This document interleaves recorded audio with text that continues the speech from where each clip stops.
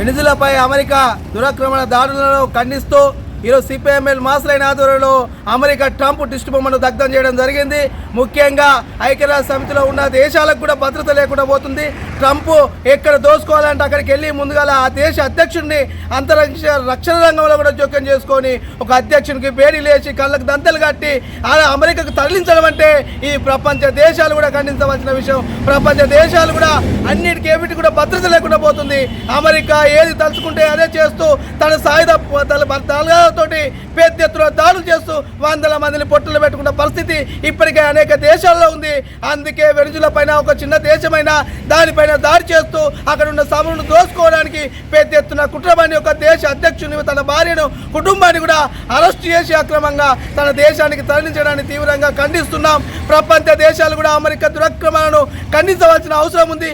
పెద్ద ఎత్తున ట్రంప్ అహంకారానికి వ్యతిరేకంగా పోరాటం చేయవలసిన అవసరం ఉంది.